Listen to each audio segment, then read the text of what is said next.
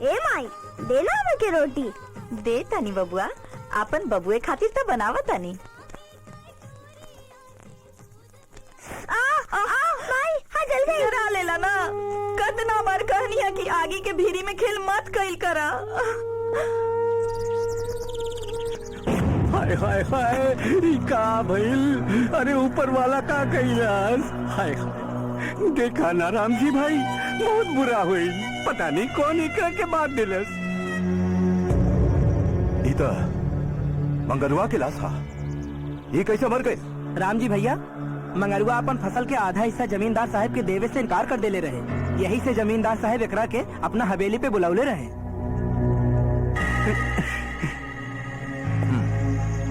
कत्ल के मामला था कानून सुलझाई, पर एगो फैसला आज सुल्तानपुर के लोग करे हैं। लेकिन कैसन फैसला राम जी भैया? कि आज के बाद कौनो आदमी अपन फसल का आधा हिस्सा जमींदार के ना दे। देव राम जी भैया, औकात बित्ता भर और तेवर 3 गज। अरे देखा राम जी भाई, शकुंतला देवी तुहार मेहरारू बाड़ी हूँ, और तू हमार सरकार कालीनाथ जी के जीजा, तो तू तो उनके साथ दुश्मनी कर सकेलो, बुझला भैया। बाकी यदि ई गरीब किसान लोग अरे नंगा संगे दंगा करी है तो अगला दिन गंगा में मिली है। श्यामलाल, हम ही किसानों के साथ बानी। अरे भैया, तो तू मंगरुआ के साथ काहे नहीं रहला कि दुनिया से एकरा अकेले जाए के पड़? अरे भाई लोग, यदि इनके बहकैले में आएब तो दुनिया से ही उठ जाएब। बस सुनी, क्या जाके जमींदार कालीनाथ से कह दिया कि हम ओकरा खिलाफ कोर्ट में केस कर चुकल पानी। फिर वही बात, अरे औकात बित्ता भर की और तेवर 3 गज। औकात? अरे औकात तो काले पता चली जब कोर्ट के आदेश पर कौनो सरकारी अफसर गांव में आई। अरे भैया, खुद भी चैन से जिया और ये गरीब किसानन के भी चैन से जिए दे भैया। श्यामलाल, हमार ससुर हदबंदी कानून के अनुसार अपन बहुत सारा खेत जोते वालन के नाम कर दिए, और अब कालीनाथ गरीब किसानन के लूट रहल बाड़े। जा जाकर कह दे तोरा जमींदार से कि जब तक राम जी के जान में जान रही तब तक सुल्तानपुर के किसानन पे कौनो जुर्म ना होके दे।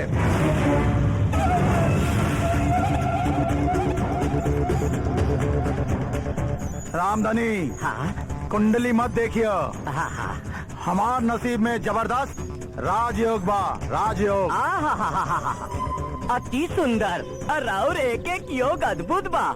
ख्याति के योग बिन लादेन जैसन, बुद्धि के योग हर्षद मेहता जैसन, और सुख के योग तेलगी जैसन, और मृत्यु के योग वीरप्पन जैसन। चला निकला यहाँ से। सरकार, माई बाप, मुनीम का बात बा? राउर बहनोई सबसे गांव के रउआ के खिलाफ भड़कावे में हाथ पैर धो के पीछे लागल बाड़े। हाय हाय, हमरा तो ये डर लागत है कि धीरे धीरे कहीं गांव के गरीब किसान उनकर बात माने न लागे हो। मुनीम, गरीबन के खुश करे के सबसे अच्छा उपाय है, अगर राशन नहीं के दे सकत तो भाषण दे दो। और हमार बहनोई भी ये करत आड़े। एकर मतलब तो ई भइल के औकात बित्ता भर और तेवर 3 गज। और तेवर दिखावत समय जे औकात भुला जाला, ओकरा के औकात याद दिलावे के तरीका हमरे पास बा। जब हमार हंटर उठी तो गांव के एक एक किसान आपन औकात पे आ जाई। आप उस सरकारी अफसर लोग के बारे में क्या हुई जे काले लोअर कोर्ट के आदेश पर गांव आ रहल बाड़े? उनका छोड़ा मुनीम, लागता सबसे पहले हमार बहनोई राम जी के देखे के पड़ी। मुनीम, पता करा राम जी के अंतिम संस्कार में कितना खर्चा आई। राजकुमार घोड़े पे जात रहे, खटाखट खटाखट खटाखट, सामने से राक्षस आए, बहुत बड़ बहुत बड़। राजकुमार तलवार निकालस, मार डाल राक्षस के। हाँ राम जी भैया, राम जी भैया, का बात है? आज कुकुर मालिक के द्वार छोड़ के यहाँ कैसे चल आयल? अरे भैया, यदि कुकुर अपन मालिक के चरित्र देखी तो ओकरा भूखे मरे के पड़ी। बाकी का बताई भैया, पापी पेट खातिर ही पाप करे के पड़ेला ना। बाप तो यहाँ का पुण्य कमाए आयल बड़ा। आज गांव में जे सरकारी अफसर आवे वाला रहे ना, वो आ चुकल बाड़े। हाँ। और सरकारी गेस्ट हाउस पर वो जमींदार कालीनाथ के साथ मिलके मौज मस्ती मना रहे बाड़े। अरे हम जाते हैं, केहू देख ली तो गड़बड़ हो जाएगी ना।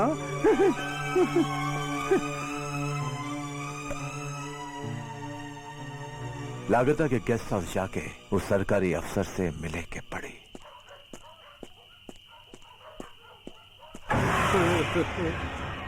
प्रणाम जीजाजी। प्रणाम काली। जीजाजी हमरा के आशीर्वाद दी। हमार जुल्म के साम्राज्य भ्रष्टाचार के जैसन तरक्की करे। बड़ बुजुर्ग के आशीर्वाद रावण के भी मिलल हुई और कंस के भी। बाकी अंत समय आयल तो कौनो आशीर्वाद काम न आए।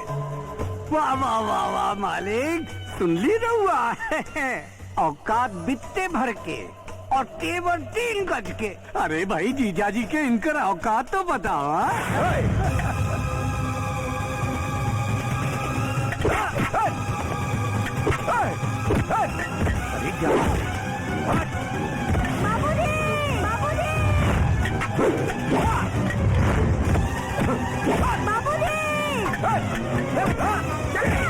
रुक जा, नहीं गोली मार दे।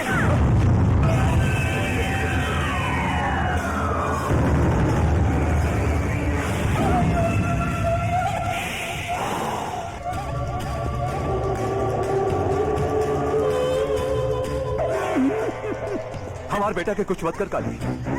छोड़ दे काके, छोड़ दे काके। जीजाजी तू जौन सरकारी अफसर के हमरे खिलाफ इंक्वायरी करे के बुलौले रहला,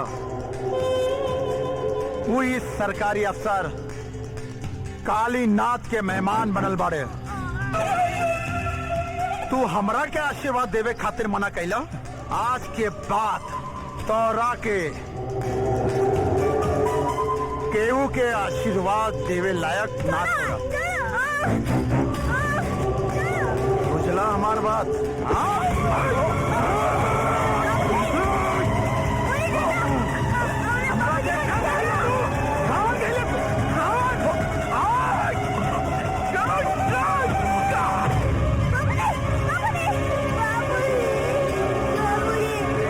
ए मुनीम, ये दोनों को रेल की पटरी पे फेंक दो।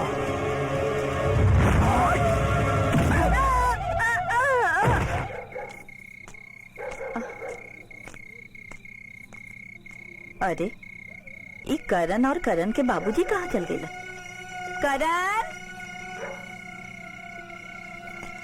करण बबुआ। हाँ, डाल दे पटरी पर एक रखी।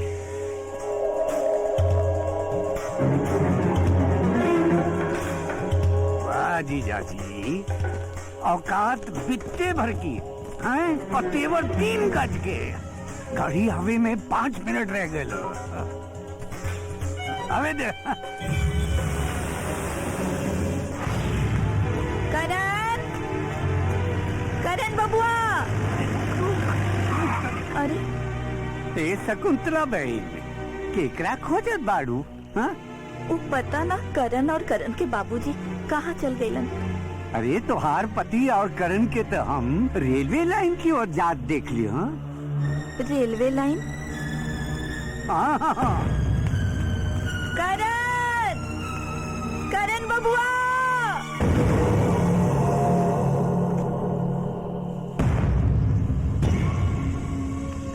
बाबूजी, बाबूजी, बाबूजी, बाबूजी, बाबूजी, बाबूजी, उठी ना बाबूजी, बाबूजी।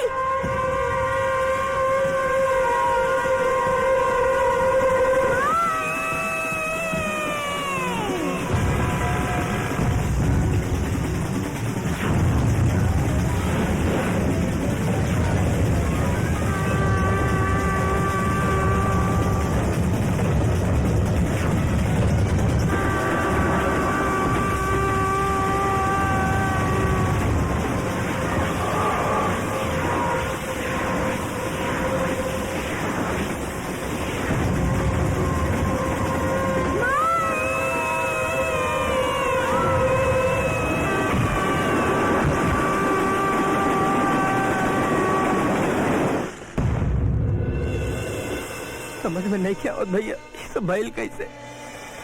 अरे भाई, हाय हाय, होली के डाल सकेला? हाय हाय हाय, बहुत बुरा भइल, बहुत बुरा। पर सोचे वाली बात तो ये है कि आप चिता के अग्नि के देई। जीजाजी हमनी के छोड़ के चल गईला और सीता के अग्नि देवे खातिर और ये अभागा कालीनाथ के छोड़ गईला। आवा भैया लोगन, कंधा दो, जीजाजी को कंधा दो। भाई लोग आओ। रुक जा काली।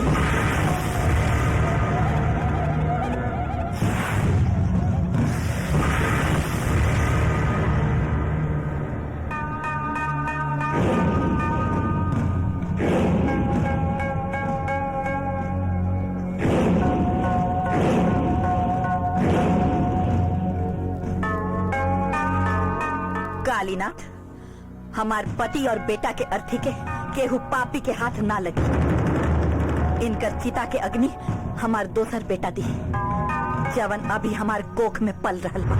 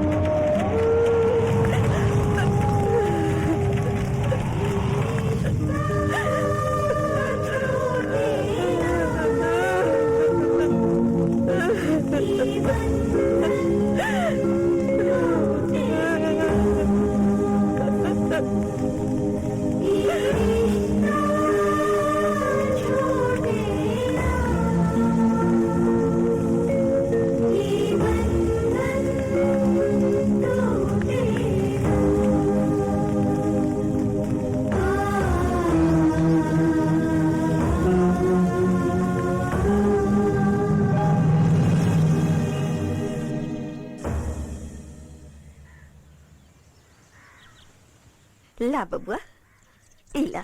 बहन शकुंतला, 20 बरिस हो गई, लेकिन आज के दिन मिठाई बाटल तू कभू न भूलेलू। हाँ, काहे से कि आज ही के दिन हमार बबुआ के जन्म भइल रहे।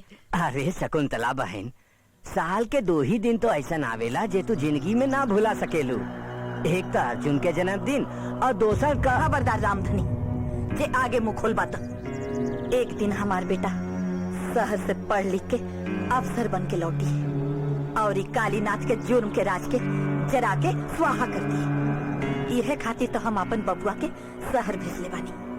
तू तो अपन बेटवा के अफसर बनावे के शहर भेजले बाड़ू, लेकिन तोहार बेटवा अर्जुन वहाँ काका गुल खिलावत वहन ई के जाने।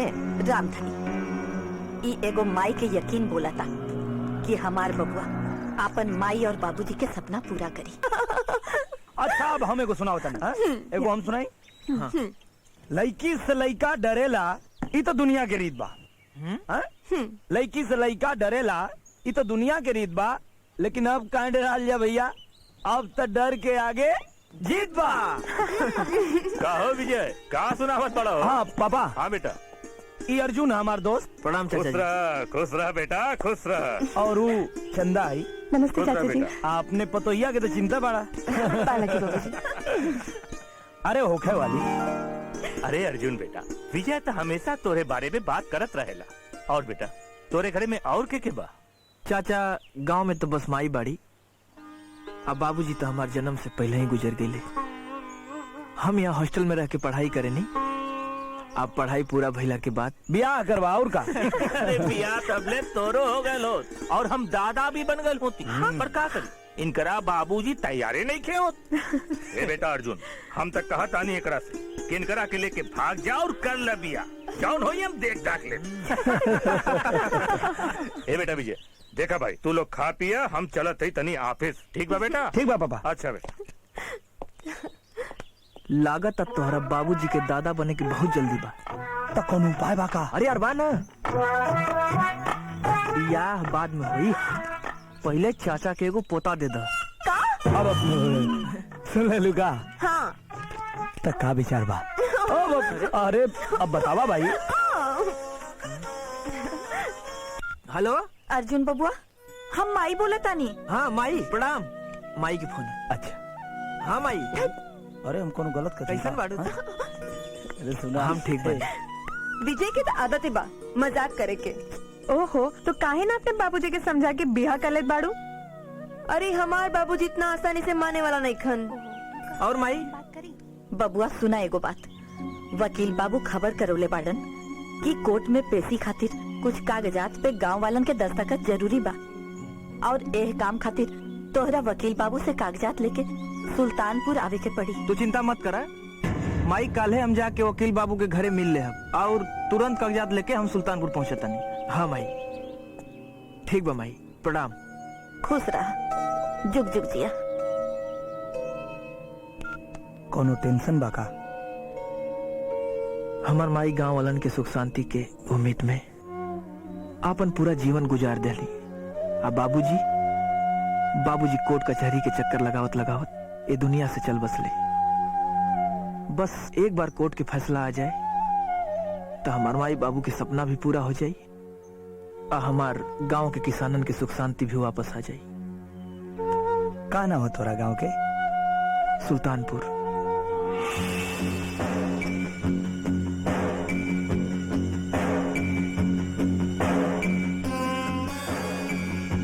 सुल्तानपुर।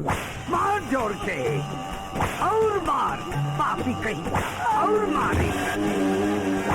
औकात पित्ता भर के और तेवर 3-3 गज के। अरे देखो गाँव वालन, देखे के ही रामू, अरे आधा हिस्सा फसल बोल के हमरा हवेली में 1/4 हिस्सा देत रहे। आज के बाद वही है किसान और काटी है शैतान। हमार मतलब अब फसल काटे के काम जमींदार साहब के आदमी ही करी है। आज के बाद एक को किसान फसल काटे के खातिर खेत में देख ना धरी। ना तो ये याद रखिए तू लोग, ना अर्थी ना कफन, जीते हो जाए दफन। ए मुनीब, केकरा कफन नसीब होई और केकर लाश के चील कौआ नोच के कही है, एकर फैसला ऊपर वाला करी। धर्मात्मा गईले परमात्मा के यहाँ, और यहाँ बच गईली मुस्मात। हम तो हर जमींदार के जुर्म के खिलाफ लड़े खातिर अब तक जियत बानी रे। जाके कह दी है अपन जमींदार से कि हम ओकर बात ना मानतानी। हम हूँ देखतानी कि हमनी के आपन फसल काटे से कैसे रोक सकता। अरे शकुंतला देवी, बगावत के आग में आत्महत्या के विचार छोड़ के तू अपन बेटा अर्जुन के पास शहर में जाके काहे नहीं खूबस जात? छी मुनीब, तू अपन गंदा जुबान से हमार लड़का अर्जुन के नाम मत ले।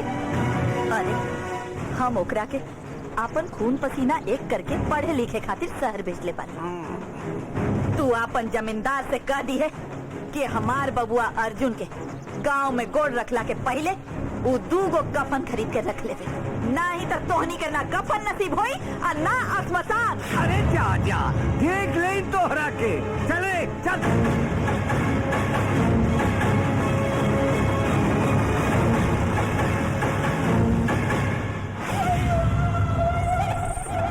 आवा आवा मुन्ना भाई, बहुत दिनों के बाद आयल बड़ा। आवा गले लग जा हमार दोस्त, गले लग जा।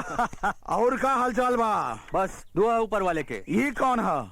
ई हमार छोटका भाई, हमार जान बॉबी। वाह बॉबी, जीते रहे, बहुत बड़ा हो गया। हाँ। और बताओ, हमारा खातिर शहर से कार ले आइल बड़ा। आपन नकली दारू के धंधा में 40 लाख के मुनाफा भइल बा। ऐसे 300 पेटी नकली दारू ले आइल बानी। हाँ। भैया, इ नकली दारू के असली दारू बता के अपनी गांव वालन के पिलाई।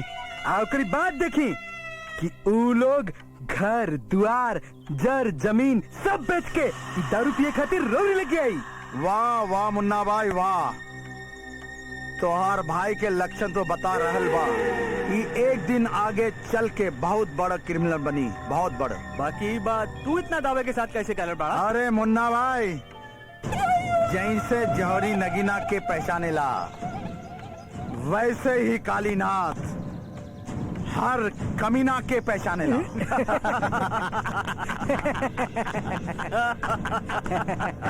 चला चला भीतर चला। ए रामधनी, दरवाजा खोला। हाँ सरकार। सरकार सुनी तो, हाँ? सरकार गांव वालन के नकली दारू अब पिलावे के सपना कहीं सपना ही बन के ना रह जाए। ई तू का कर रहल बड़ा? आजकल राउर बहिन शकुंतला देवी गांव के लोगन को सद्बुद्धि देवे के जिम्मा उठैले बाड़ी। राउर बहिनोई राम जी के बाद राउर बहिन शकुंतला रउआ के दुश्मन बनल बिया, दुश्मन।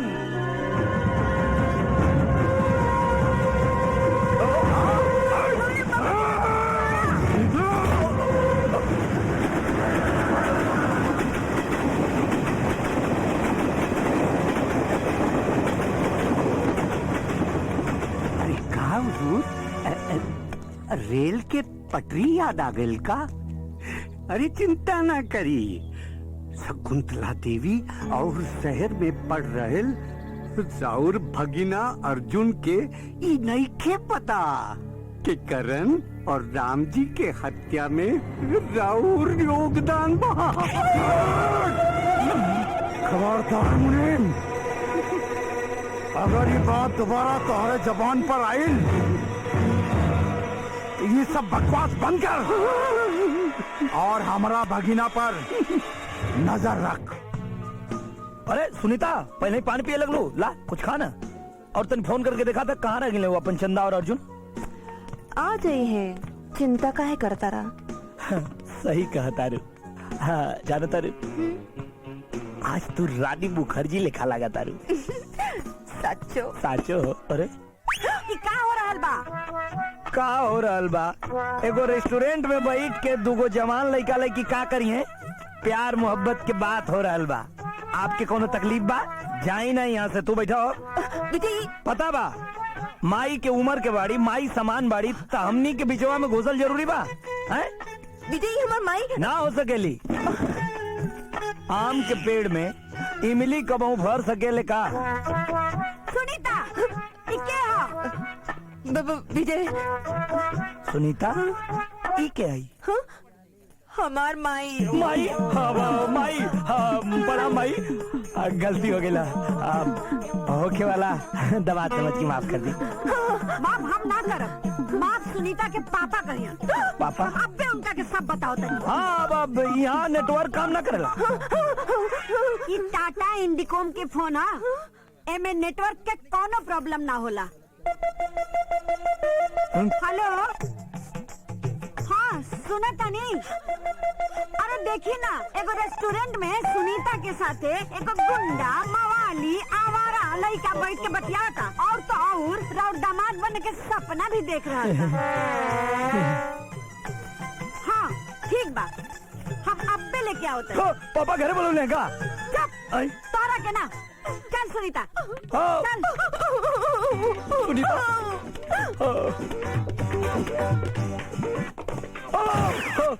कौन बात? साला मुसीबत में मजाक करता है लोग। अब कहो।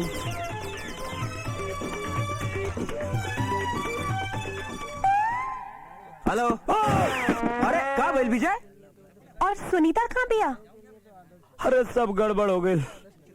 सुनीता के मम्मी आयल रही है। और हम पहचान ना पानी है, पूरा अंट संट बक देनी है। अरे बाप रे बापू, सुनीता के लेके घरे गई, अब पता न का हुई। तू चिंता मत करा दोस्त, तू सुनीता के बाबूजी के इम्प्रेस करा।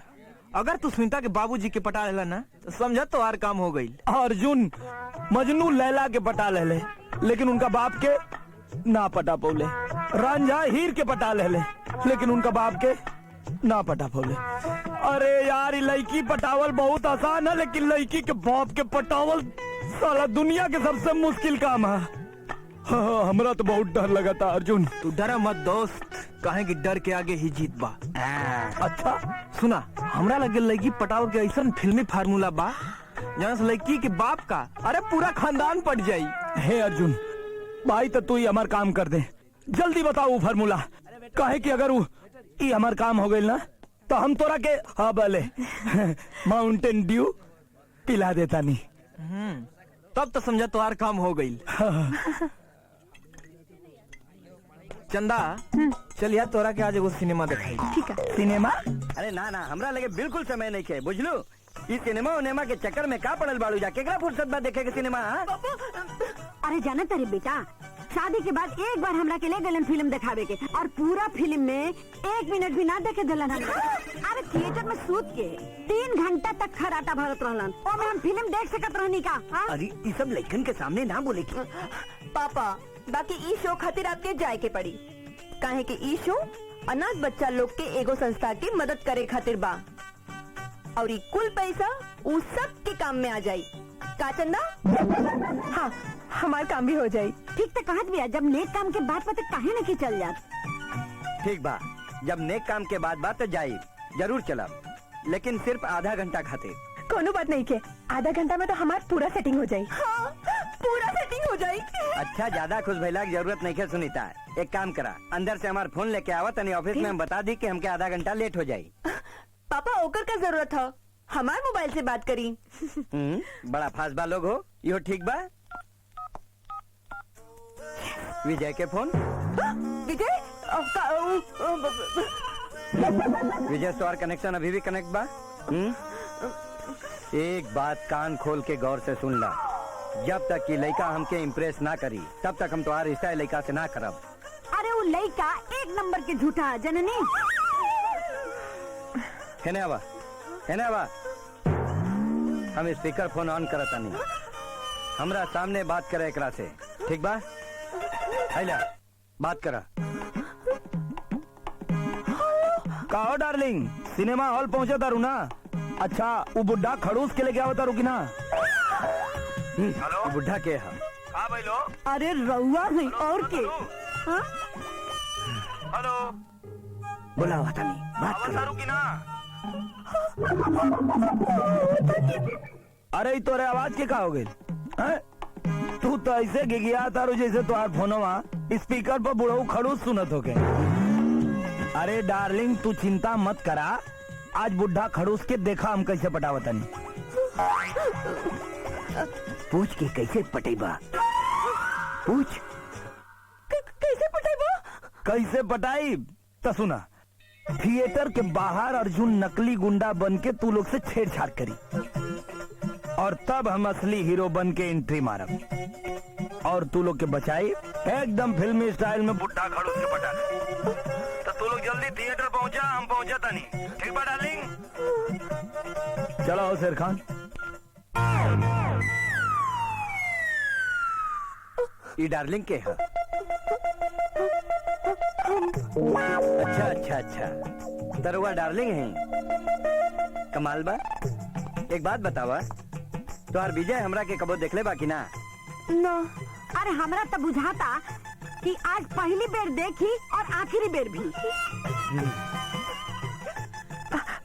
रहुआ अंकल जी, कंफ्यूजन न होके के चाहिए, वो लंबा बाल वाला अर्जुन हा और छोट बाल वाला विजय। ओहो, त कहानी में एगो करेक्टर और बा। चला, कोनो बात नहीं, गेहूं के संगे घुनो भी पिसाई।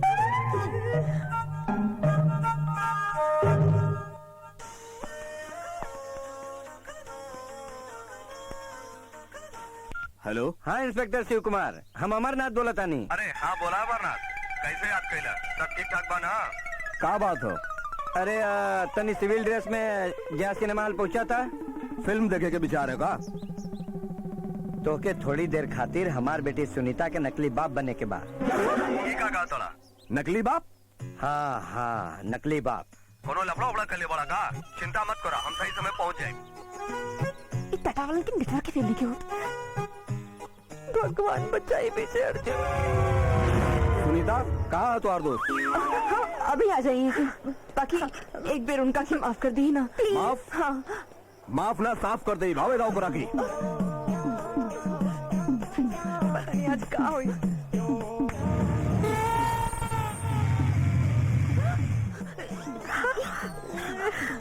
हे अर्जुन, हाउ देख सुनीता जोड़ा के इशारा करता रही हुए ओकर बाप जो जो जो जो जाके चालू हो जो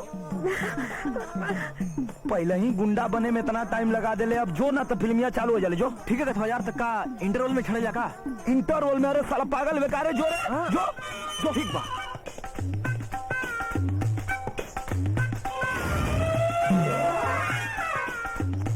का बोल रे? ठीक से पता करा यार, वो अक्षय कुमार खानदान लगा था, बहुत तगड़ा है। अबे तो तू तो जूडो कराटे जाने डरात का बढ़ रहे। लेकिन ये बतिया ओके ना पता यार। अब तो हो के लड़की पटाला से पहले ओकरा बाप के कम से कम साइज देख ले के चाहिए। अरे साला बाप के साइज देखे में लड़की के छोड़ दें। अबे साला डरो मत, डर के आगे जीत होला, जो जाके अटैक कर दे। लेकिन भाई टाइम पे आ जाइए, काहे कि हमारा हनुमान चालीसा भी याद नहीं। लेकिन हमके याद बात जो जो जल्दी जो। अबे जो बे जो रे साला। हे भाई अब ये कुछ नहीं बिगड़ल यार। कोनो दुबला पतला आदमी देख के तू ओकर बेटी पटा ले भाई।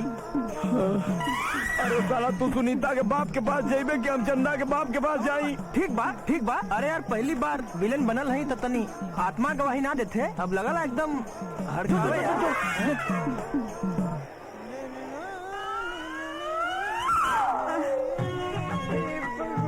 कई काम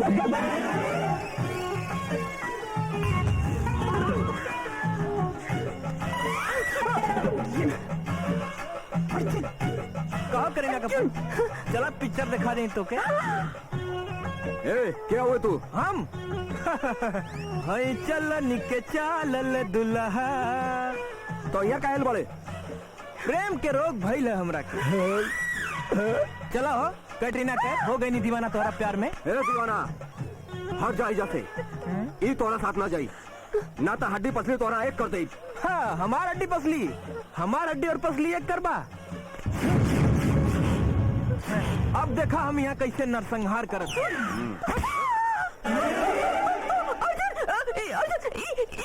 बाबूजी ना हो, इंस्पेक्टर शिव कुमार हुए।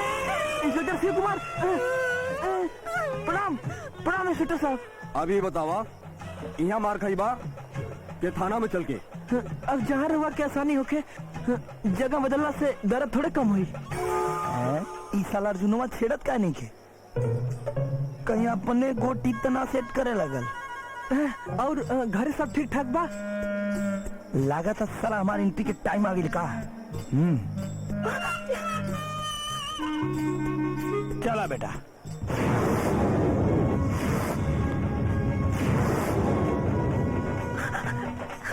अबे सारे हीरोगिरी दिखाओ तारे भैया ना। ठीक बा, ठीक तो हम अभी ये करतानी। Twinkle twinkle little star, Ravi Kishan, Manoj Tiwari, Dudu को सुपरस्टार के फिल्म अभय सिन्हा के फिल्म में बेटा ते हंगामा करता रे। भैया ना ठीक बा। हाँ बे ठीक हो जाए बेटा, लड़की छेड़ता रे वो लड़की के बाप के सामने। बाबूजी आप एकदम चिंता मत करी, इस साल के ताज हम छोड़म ना। आज सुनीता के इ नकली बाप तो के ना छोड़ी। नकली बाप विजय, ये हमारे बाबूजी नहीं खन, ये इंस्पेक्टर शिव कुमार हमारे बाबूजी के दोस्त हुए। सर प्रणाम। सर हमने के दोस्त खेलत रह जा। दोस्त सर शुरू कर जा कुटाई।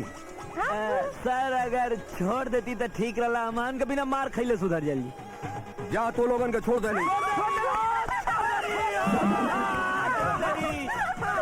लेकिन लेकिन लेकिन लेकिन का लेकिन पिटाई के बाद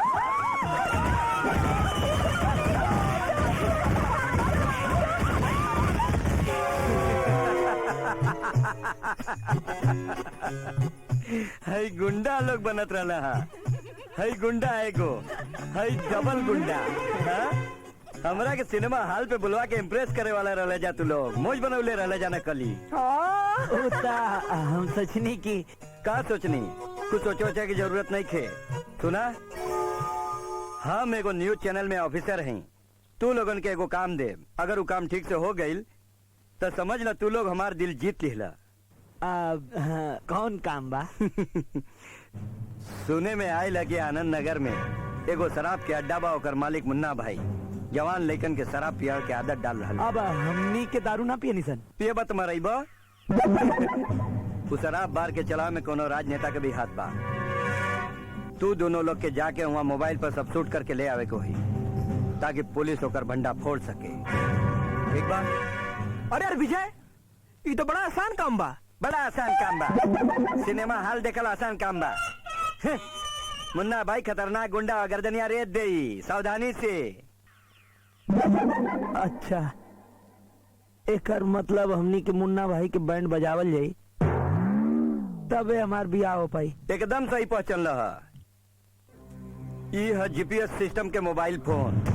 ई तोरा के अड्डा पे पहुंचावे में सारा रास्ता बताई, मदद करी तोहार। एकर नेटवर्क भी कबो ना कटेला, जानलो? ये मोबाइल से जाके शूट करके ले आवा जा, ताकि ओकर भंडा फोड़ हो सके। अब उस जगह के नाम का बतौनी है? आनंद नगर। आनंद नगर।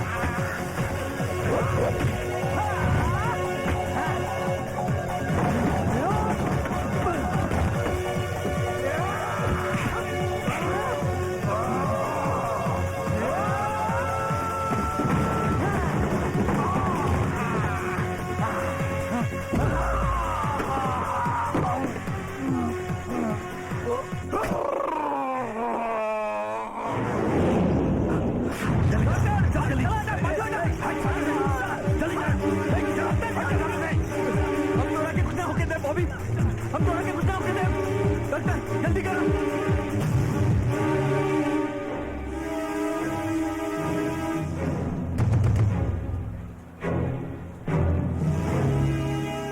कौन है वो दोनों भाई जी दोनों में से एगो के नकली दाढ़ी निकल गई रहे बाकी रोकरा चेहरा हम दाहिनी तरफ से देखनी अगर वो हमारा सामने दाहिना तरफ से आ जाए ना तो ओकरा के हम जरूर पहचान ले ताए मुंह घुमा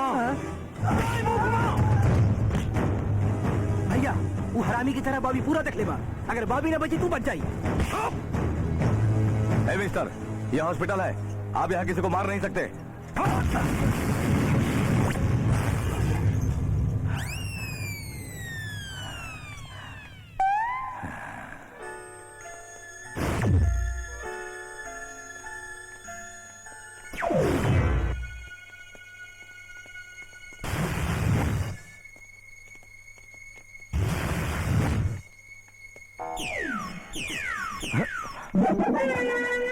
लगता है ईएनटी डिपार्टमेंट जाके कान का चेकअप कराना पड़ेगा।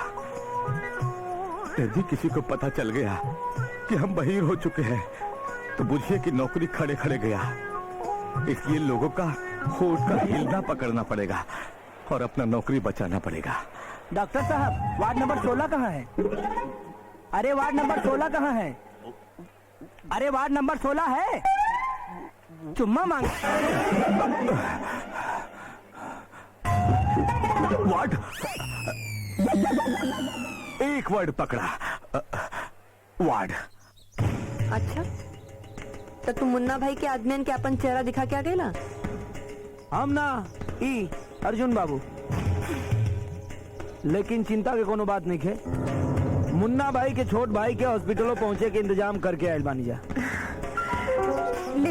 लेकिन ये ठीक ना भाई तू दोनों की ना छोड़ी उस साला का हमने की ना छोड़ी हम ओके पाजिब तो हम खुद ओके ना छोड़ो। हेलो हाँ वकील साहब। अर्जुन बेटा कागजात तैयार बा बस गांव वालन के दस्तखत के इंतजार बा। जी रहुआ चिंता मत करी हम कल पहले के ट्रेन से कागजात लेके गांव चल जाई। ठीक बा विजय कहो वकील बाबू से कागजात लेके हमरा कल 4 दिन खातिर गांव जाए के पड़ी। अरे यार तो तू चिंता काहे करता रहा ये तो बहुत बढ़िया बात बा तो ले यहाँ सब मामला भी ठंडा पड़ जाये। कहो ठीक है लेकिन तोहरा के हमरा स्टेशन छोड़े के पड़ी। अरे यार तू चिंता मत कर हम चलब न तो के छोड़े खातिर हम नहीं होके चले के ना अर्जुन और हमरा सिवा केहू स्टेशन ना जाये कहें कि मुन्ना भाई के आदमी हमनी के पूरा शहर में खोजत हुई।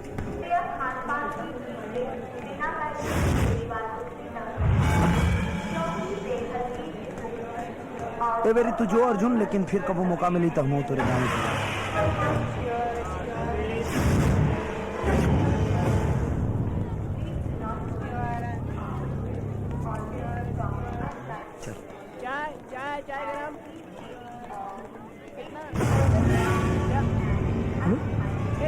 तू वो हिलना उठा पा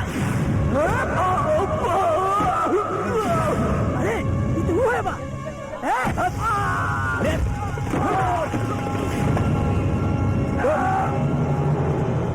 भाग अर्जुन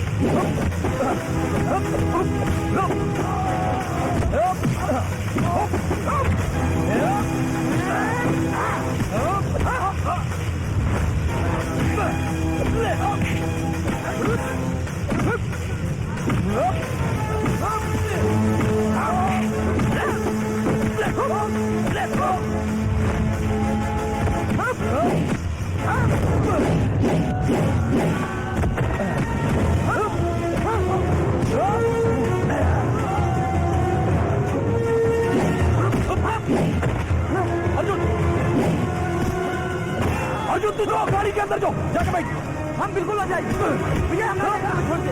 अब जात का नाम है और जूतों का हमारे भाई छोड़ ना विजय, हम ना जाएंगे। अब दोनों बात मत जाओ।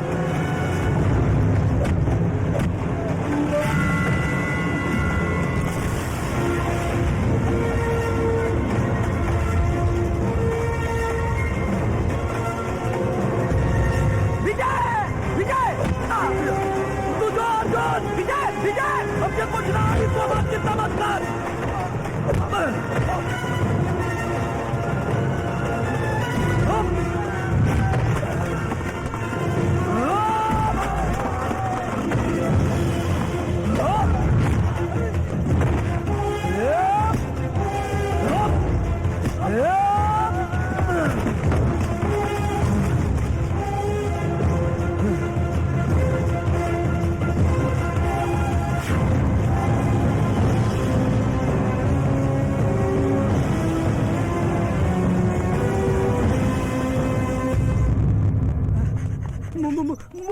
मुन्ना भैया बता रहे आज हमने जब पिटैली है रेलवे स्टेशन पर दोनों से और मार खा के यहाँ से पड़ल बानी और मुन्ना भैया बता रहे नहीं जा हमने के मारे खातिर। अरे बचाया भाई। अरे आगे साले कमीना, हम धोनी के रेलवे स्टेशन कुली के काम करे खातिर भेज ले रहे, कुली के काम करे खातिर भेज ले रहे, मारे खातिर गए रहे, उल्टा साला मार खा के चलाई ले। अब धोनी जैसे बेकार आदमी के हम क्या करिए, क्या करिए? अगर भाभी के कुछ हो गई ना तो एक को जिंदा ना छोड़े, ढूंढो वो हरामी के।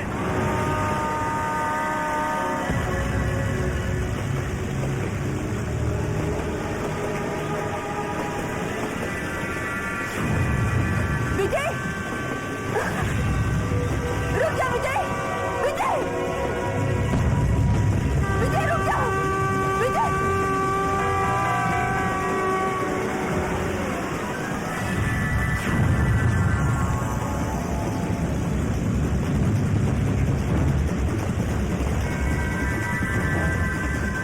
बाबूजी, बाबूजी, बाबूजी, बाबूजी, बाबूजी, बाबूजी, बाबूजी।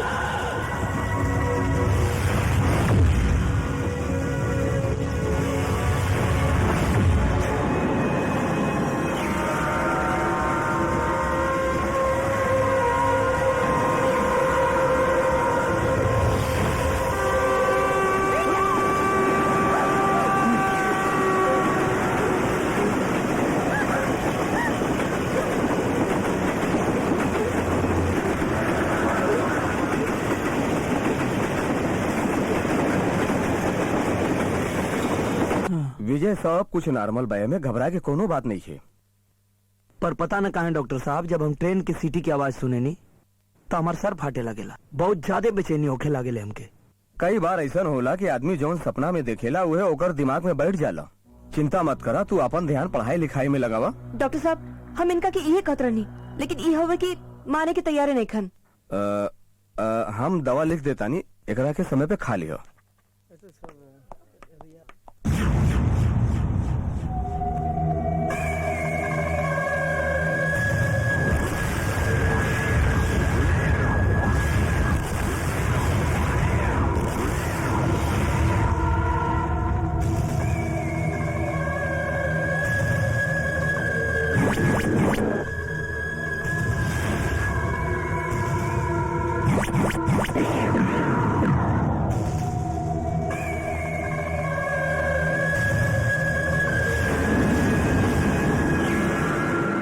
भैया तन सुना, भैया माफ करा, हम आपके पहचाना था नहीं,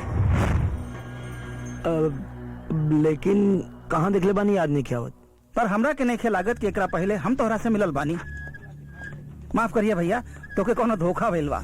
हम एगो सरकारी अफसर बानी, एक के शकल के दो आदमी हो सकेला। चला जाते हैं जयराम जी की।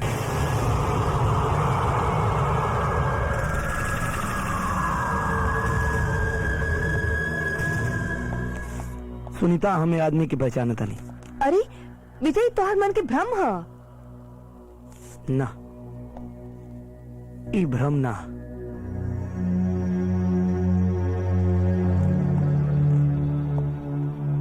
जरूर हमरा अंदर कुछ ऐसन बाटे जौन हमसे जुड़ल बा और हमसे अलग नहीं होखल चाहत।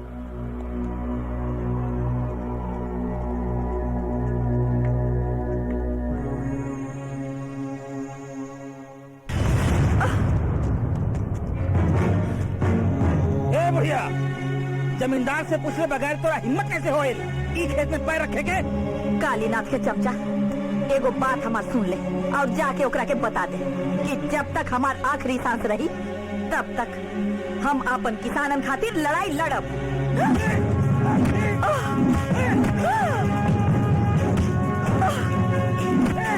अरे चाचा भैया माफ कर दीजिए, कंसम कालीनाथ की बहन की माफ कर दो।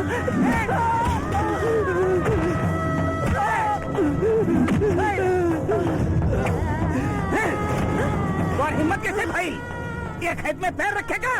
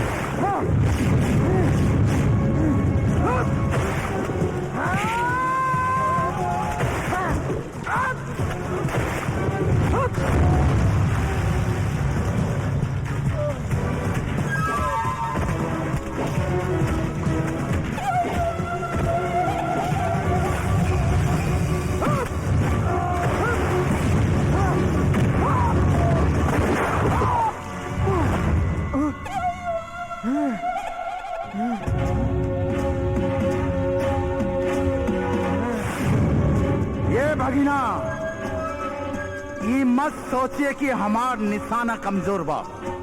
ये गोली तोर सीना के भी छेद सकेला। ए मामा, एक गोली और चला के देख ले। अगर वह गोली हमार सीना से टकरा के तोर सीना ना छेद देला तो हमार नाम भी अर्जुन सिंह ना। अंदर रस्सी से औकात बित्ता भर और तेवर 3 गज। मुनीम जी, हमार भगिना शहर से आइल बा, एकरा के घरे पहुंचावे हम खुद जाए। अरे कमीना, धोखा से बाजी जीतल तो कुछ दिल के काम होला रे। एक बार हमरा के छोड़ के देख ले, हमार मौत के हाथ तोहने के गला पे होई और तोहनी के सिर हमरा माई के पैर में बांध दे जीप के पीछे।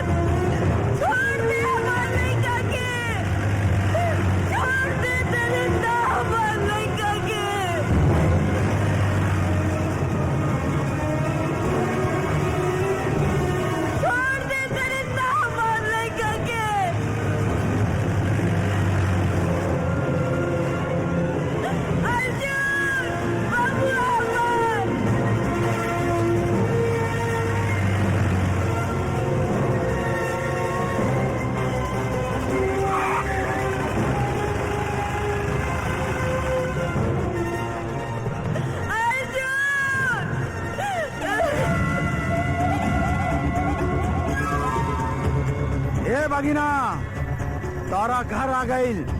चल। सुल्तानपुर के लोग एकरा के ठीक से देख लो। जब हम अपना सगा भगिना के खून बहा सकीला तो तू लोगन को जान भी ले सकेला। हाँ, अरे यदि तू लोग ई गांव में चैन की जिंदगी जिए के चाहत हो जा तो फिर हमरा सरकार हमरा माई बाप के हुक्म माना जा। हाँ, अगर जे केहू भी हमरा खिलाफ बगावत करे की कोशिश करी ओकर ऐसे भी बुरा अंजाम होई। ऐसे भी ये हमार धमकी ना, वादा है तू लगन से वादा। चला मुनीम। अरे समझ जा भैया, समझ जा, अपना जिंदगी के रक्षा करा।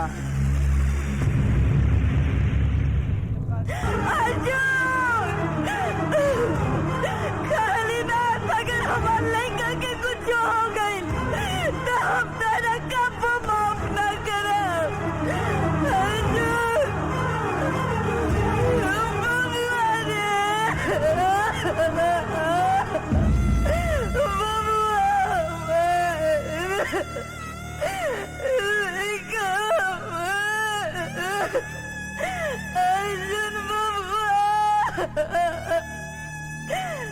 अर्जुन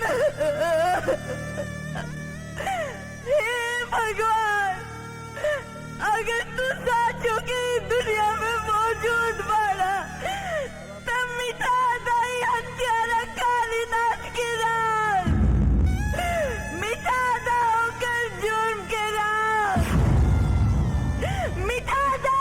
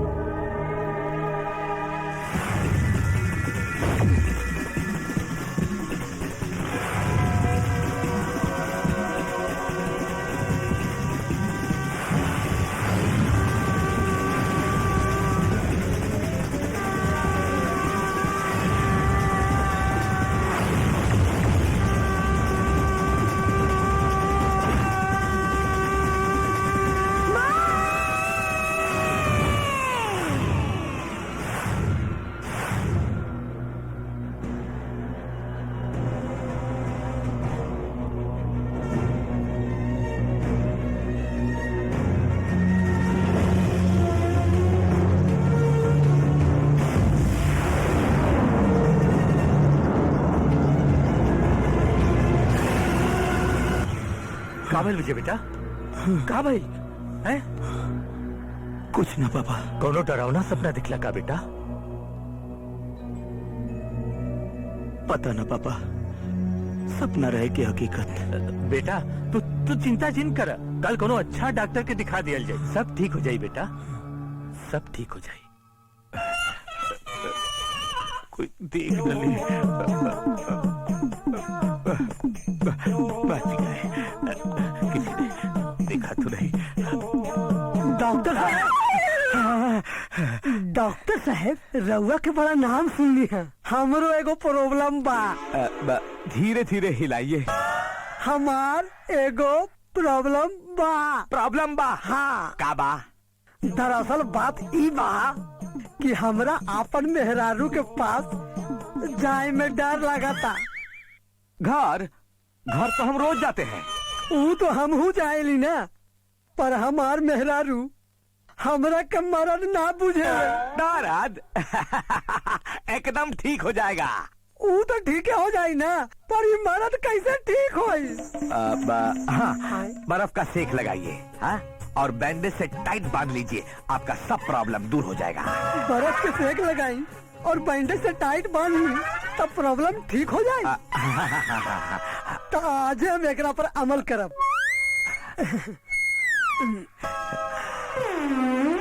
का पूछलस, हम का बोली, कुछ नहीं के पता। चंदा बिटिया, बाबूजी, हमरा के मालूम बा तू केकरा बारे में सोचत बाड़ू? अर्जुन के बारे में ना?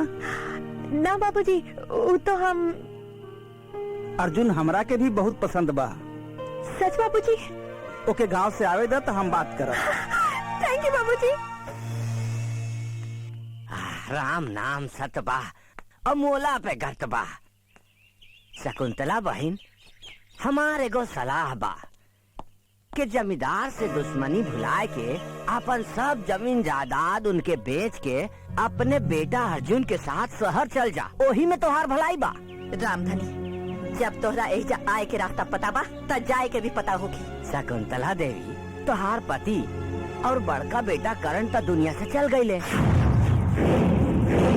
अब छोटा बेटा अर्जुन के तो बचा के रखा, ना ही तो बुढ़ापा में सहारा देवे वाला केहू न बची। रामधनी, अगर तू अपन भलाई चाहता त चल जाही ना तो ई मत भूलिहा कि हमरो शरीर में उहे खून दौड़ रहल बा जेकर टुकड़ा पे तू पल रहल बाड़ा। राम नाम सत्य बा।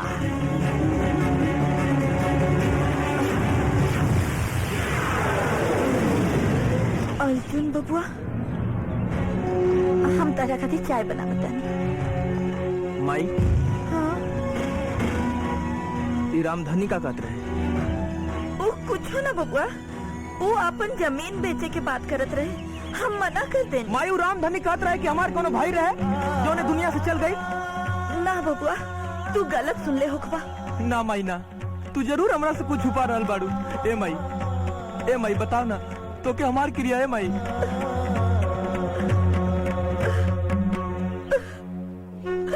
बात तब के बाद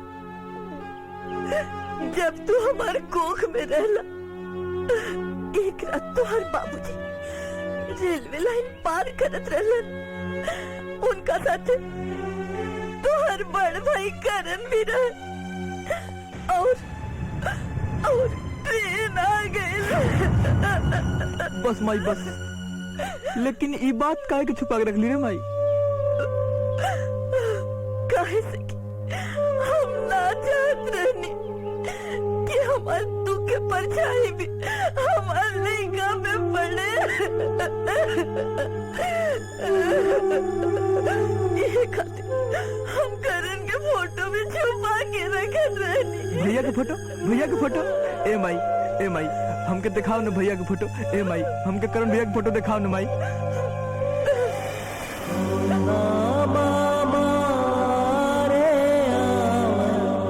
माई, ई हमार करण भैया हवन। हाँ बबुआ, करण। तोहर बाबूजी 20 कोस के इलाका में लाठी चलावे खातिर मशहूर रहलन। और उ लाठी चलावे के खेल करण के भी सिखा देले रहलन।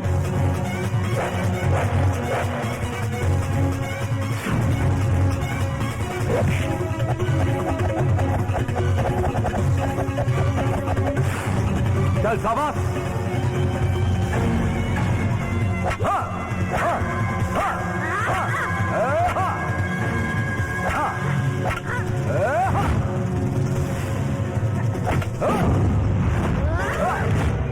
ए भाई, बाबूजी के हरा देली। देख लेनी, हरा देलस ना हमार बबुआ रउआ के। आखिर बेटा के करवा हैं? माई, ई भैया के छाती पे त्रिशूल के निशान? हाँ बबुआ, करण के छाती पे त्रिशूल के निशान जन्मोतिये से रहे। खैर बबुआ, अब तू शहर जाए के तैयारी करा। वकील बाबू तुहार इंतजार करत हुई हैं। हम तोहार कसम खाता नहीं माई कि मामा के जुर्म और अत्याचार से सुल्तानपुर के मुक्ति दिलाई। बाकी बबुआ, तू अकेले आपन मामा से कैसे लड़ सकेला? इतना दिन तक अर्जुन अकेले रहे माई, लेकिन अब हमरा पूरा यकीन बा कि ये पूरा त्रिलोक में जहां भी करण भैया हुई हैं, हमरे साथ रही हैं।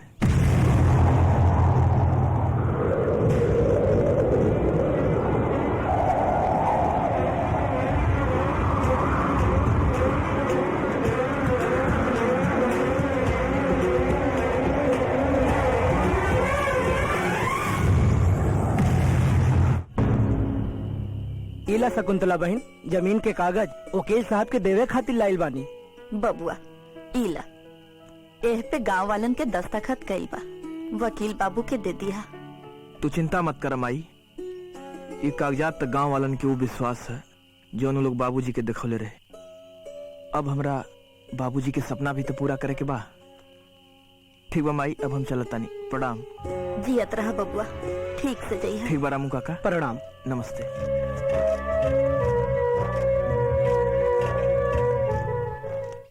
बहुत अच्छा, सभे के दस्तखत मिल गई नू। अब अगला हियरिंग में एक केस के फैसला जरूर आ जाई। अच्छा ठीक बा, अब हम चलतानी। विजय हमारे इंतजार करत हुई हैं।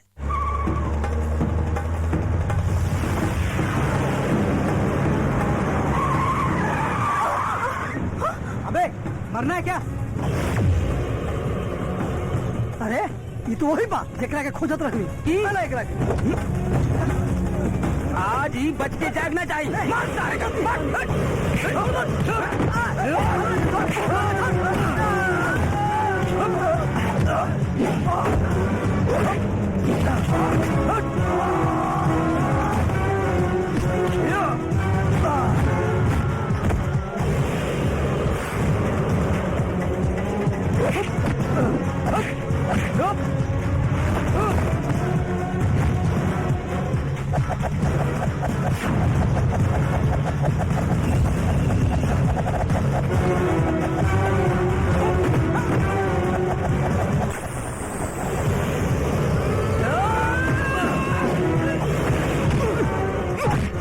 हमार पापा न्यूज चैनल में होवन, यहाँ पुताई बा वहाँ टेलीकास्ट हो जाई। चल बस।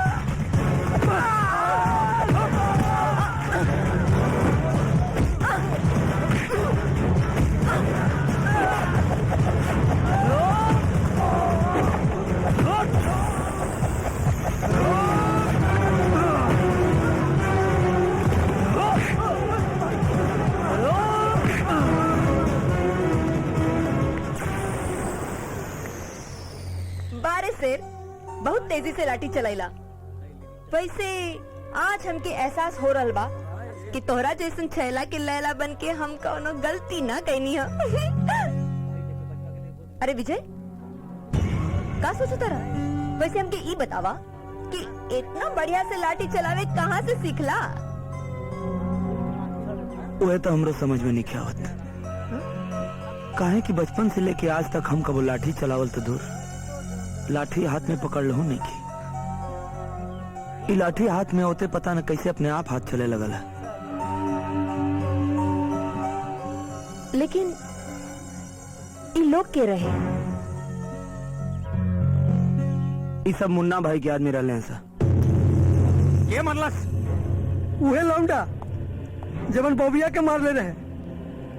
और जाना था नहीं, वो न्यूज चैनल के अफसर के बेटे संगे ओकर चक्कर चला था। कमीना खानदान के तीसरा पीढ़ी के हरामी तू लोग आके हम क्या ओकर चोचड़ाऊ की खबर दे रहे भाई। साला ऐसे गोली मारे कि 7 पीढ़ी तक गोली ना निकली। भैया लौंडिया हर लौंडा के कमजोरी हो खेले, यही से यदि लौंडिया के उठा ले जाए ना तो लौंडा खुद के सामने आ जाये। वाह, हमारे भाई तो बड़ा हो गए, बड़ा कमाल का आइडिया दिले। तो जा उठा ले लौंडिया के। अमरनाथ, कहाँ भी है तो लौंडिया है? ये सब क्या हो रहा बा? हम पूछे तरी तोहार लौंडिया कहाँ बिया? अरे लेकिन क्यों कुछ बताई का हो रहा बा? तोहरी लौंडिया के बॉयफ्रेंड हमार दुश्मन बा और वो हमरा के चाहिए। पता? चल है आओ।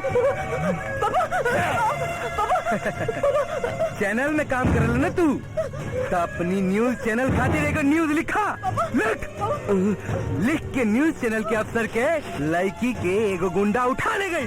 काहे की ओकरे बॉयफ्रेंड से ओकर दुश्मनी रहे और यो पे मना करले के बावजूद ओकर बाप पुलिस में कंप्लेंट कैलस, जेकरी वजह से ओकरी बेटी के गोली मार दिल गई। गोली, लेकिन हम तो पुलिस के खबर ना कहनी है। अगर विचार हो के ना तो न्यूज अपनी चैनल के दे दिए और ना तो एकरी बॉयफ्रेंड के हमरी लग के भेज दिए। बुझले? तो के मालूम बा एकर अंजाम का हुई? अंजाम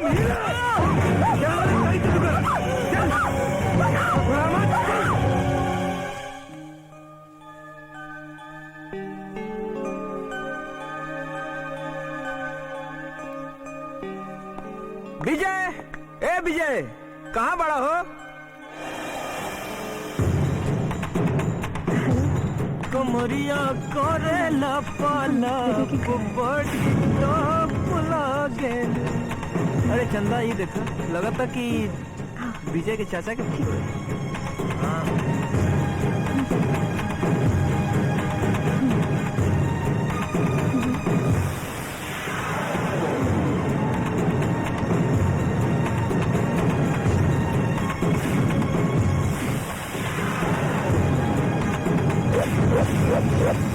अर्जुन,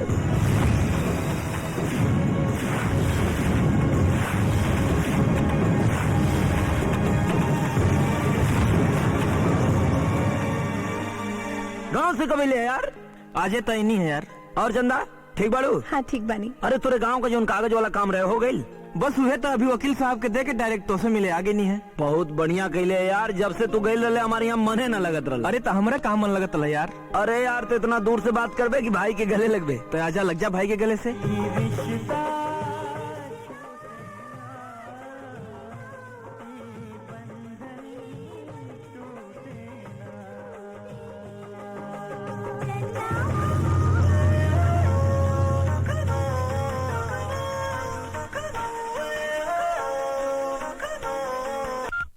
हेलो, हाँ अमरनाथ बोलता नहीं बेटा, वो मुन्ना भाई के भाई सुनीता को उठा के ले गए बा। हाँ बेटा। ये क्या कहता नहीं आप? और धमकी भी दे बा बेटा कि हमने के पुलिस के खबर कर जाई तो सुनीता की हत्या कर दी। कुछ करा बेटा? सुनीता को बचाओ बेटा। आप चिंता मत करी, सुनीता के तो हम पाताल में से भी खोज के लिए आए। का बोल सुनीता के? मुन्ना भाई के आदमी उठा के ले गए। आपका हुई? रावण के मौत आयल रहे तो सीता के उठा के ले गए रहे। अब भी मुन्ना के मौत आयल बा तो सुनीता के उठौले बा। जैसे राम के संगे लक्ष्मण रहे वैसे ही तोहरे संगे हम बानी। तो रावण के लंका में आग लगावे खातिर चला। का हो छमिया, एगो बात जाने लू कि लेनदार अगर कर्जा ना चुकावे तो गिरवी माल महाजन के हो जाला। विजय से अगर बदला चुकावे के चांस हमके ना मिलल तो ई सगरू माल हमार हो जाई। अगर विजय के पता चल जाए ना तो तोरा की छोड़ी ना, जमीन में जिंदा दफन करती है। अरे तुम लगा अपनी यार के फोन और क्या ओकरी लगे हिम्मत हो गए तो के छुड़ा ले जाए। शेर कबो कुत्ता के संग कुश्ती न लड़ेला, बाकी एक के बेर में ओकरा के अपन पंजा में दबोच लेवेला। अच्छा एक बात बताओ, अगर शेर के माल पर कुत्ता हाथ साफ करे तो ओकर का इज्जत रह जाई? एक बेर ये सवाल खड़ा होके हमरा से पूछ, तब हम ओकर जवाब तो के दे। अच्छा हाँ। ला खड़ा हो गई नहीं, अब फिर कहता नहीं, अगर शेर के माल पर कुत्ता हाथ साफ कर जाए तो ओकर का इज्जत रह जाई?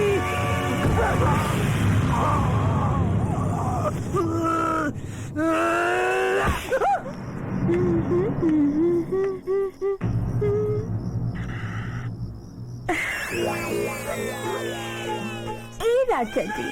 ए राजा जी ना, हमार नाम सिपाही लाल टाइट। सिपाही? सिपाही ना, सिपाही लाल टाइट। ओ, तोहार नाम सिपाही लाल टाइट? हाँ। तो तोरा पास बंदूक होई? बंदूक ना, हमरा लगे एगो छोट पिस्टल बा। ओ, हमरा के आपन पिस्टल दिखावा ना। देखले चाहतारू तो यहाँ ना, वहाँ गाड़ी में। तो चला न। चला चला ये गोरी गड़िया में, चला दरवाजा खोला न, खोला।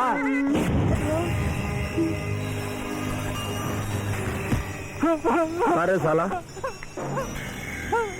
पिस्तौल दिखाओ तारे। दिखाओ दिखाओ तनी पिस्तौल दिखाओ। माफ कर दो भैया। अर्जुन, हाँ? तू लोग जा तनी अंदर जाके स्विच बोर्ड संभाला। इस सार के तनी हम अपन देसी कट्टा दिखा के आवत भैया। का रे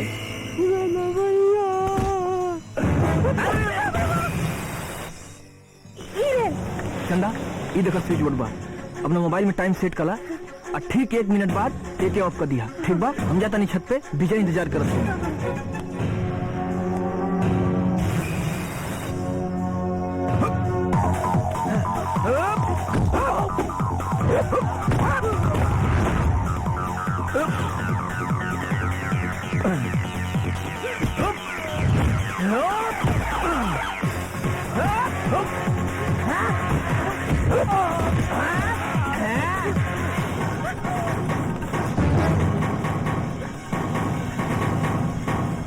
चलो जल्दी यहाँ से जल्दी निकले के पड़ी।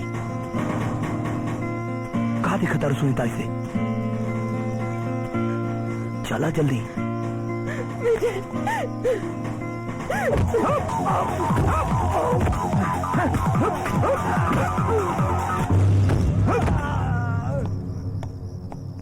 अरे बिजली ऑफिस में फोन करके पूछ बिजली कब आई। अरे कोई मोमबत्ती जलाओ रे।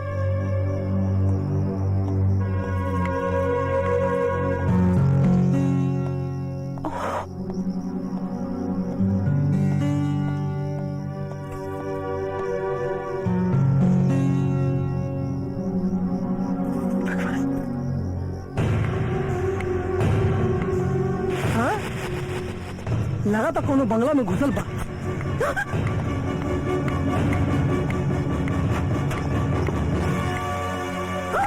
बहुत खूब बहुत खूब। जेकरा इजाजत के बिना जमदूत भी यहाँ नहीं के आ सकत ओकरा मर्जी के खिलाफ ई 2 कौड़ी के लौंडिया यहाँ से भागत रहे। हाँ चल आज तो हर अच्छा तरह खातिरदारी हुई।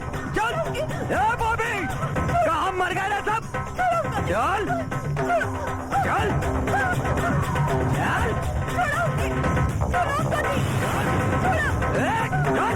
अरे भैया कहाँ रहता है सब। अरे पता नहीं कहाँ बेंगानियत फुरकती आई। ये कैसे छूट गई। अरे पता नहीं भाई बांध के रखे चल हिने चल। केहू न केहू तो ये बंगला में घुसल जरूर बा। क्या हुई क्या है वो। अरे बहुत छटपटा तारू देखे तनी कौन छुड़ा होता तो के आवे तो यही से कूदे तनी हो के हम आवे तो छोड़ब ना हो के हम। हाँ हाँ विजय तनी एक बार फिर से लाइट बंद करता। अब बाहरी गाड़ी चालू करके रखिए। का हो ही हवा हवा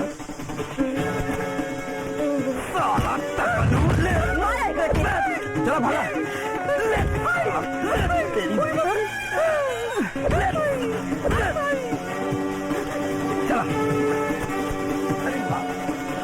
भैया सब ठीक बा। भैया भैया भैया भैया भैया भैया भैया का होइल बॉबी। भैया गजब हो गई सत्यानाश हो गई। क्या भाग गई भैया। अरे कहाँ भाग गए। अरे अरे वो हमारी मेहनत पे पानी फेर गए। भैया भैया एगो गाड़ी से 3-4 को लोग लड़की अकल के भाग गई। गाड़ी से भागल बिया एक मतलब भागल नहीं भगावल गई बिया। उस सर हमारे घर में घुस के हमारे सामने ले गई। वो सार लड़की ना ले गई बल्कि हमारे धोती के भीतर से चड्डी ले गई। अरे बॉबी इतना टाइम में तू लड़की के साथ कुछ कहीं लेके ना कहीं नहीं ना 4-5 बेर धमकौनी और एक थप्पड़ मरनी। अरे भादों के सड़ल गोबर फूल लौंडिया 5 घंटे तक यहाँ रहे और तू 5 घंटा में खाली एगो थप्पड़ मर ले। अरे यदि तू चाहते तो 5 मिनट में ओके गाबिन बना सकता रह ना। ई तो हम सोचबे न कहीं। अरे न सोचले तो ही थप्पड़। यदि 20 साल पहले हमारे बाबूजी भी ई ना सोचले रहते तो तू ये दुनिया में ना रहते। भैया वो लोग उनके हम जिंदा न छोड़े। अगर हु हमरा के ना मिलल तो केहू के जिंदा ना छोड़ो। जाके ढूंढो के।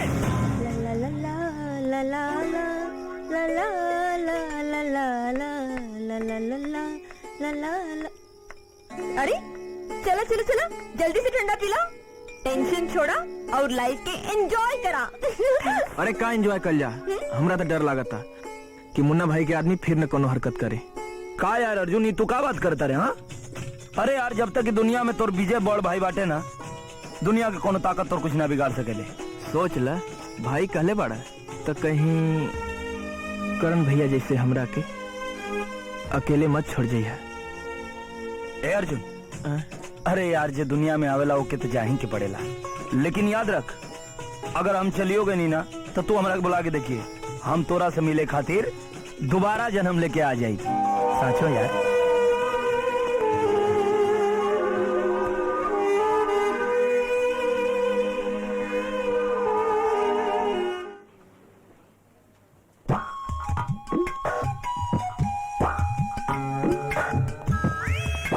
अरे डॉक्टर साहब, आखिर आपके दिहल राय से हमारी मेहनत सफल हो गई। बर्फ के सकाई और बैंडेज के टाइट बंधाई से आज हमारी मेहरारू गबना गई बारी। इनकरा चेकअप खातिर ले आयल बानी यही जा। धीरे धीरे हिलाइए। इनकरा हिलैया से चेकअप कैसे होई जी? अरे भगचोंदर, मेहरारू हिलाने थोड़ी बोले हैं, हम कह रहे हैं कि अपना होठ धीरे धीरे हिलाओ। मर्द के होठ हिलैला से मेहरारू के चेकअप कैसे होई जी? वो पढ़े लिखे में मेहनत कैली है कि ना? हाँ? हमारा मेहनत के वजह से ही तुम्हारा मेहरारू माई बनेगी। हमारा मेहनत पर शक करते हो? मेहरारू हमार और मेहनत तो हार। बुझाता कि बड़का डॉक्टर से शिकायत कर ही के पड़ी। शिवराज, अरे वो तो एक नंबर का कामचोर है। उसके घर पे भी हम ही जाके मेहनत करते हैं। यकीन नहीं आता है तो खुदे जाके पूछ लो। आपके पता है कि आप क्या बोला तो? आप चुप रहिए। आपको जो कुछ भी मिला है उसमें हमारा मेहनत है। चला जी। झापड़ लगता है गाल पर, आफत आता है कान पर। ओ डॉक्टर साहब, 16 नंबर वार्ड किधर है? फिर तुम? अरे कितनी बार बोला कि 16 नंबर वार्ड बता। 16 नंबर लगा 16 नंबर वार्ड उधर है। इसी बात पे एक चुम्मा दे दो।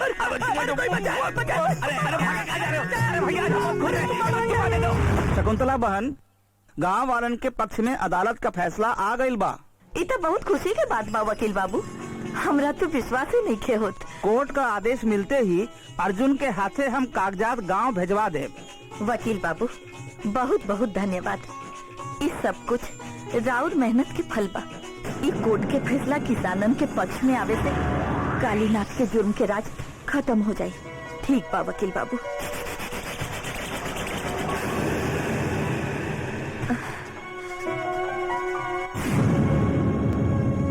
क्या बोले तू? एक बार फिर से बतावा।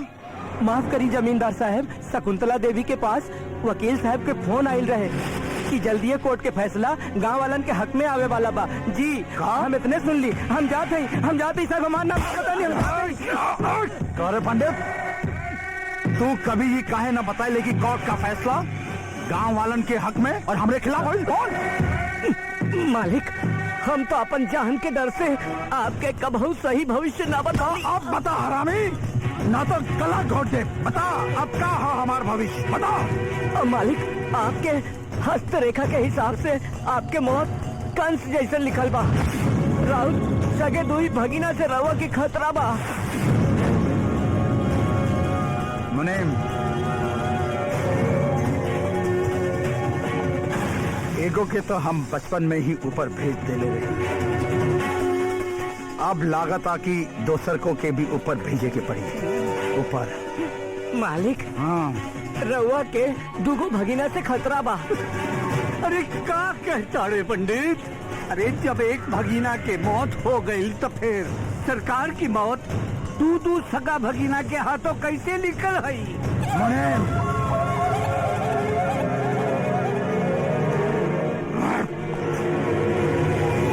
शहर जाके मुन्ना बाई की मदद से तो दूसरा भगीना अर्जुन को खत्म कर दो।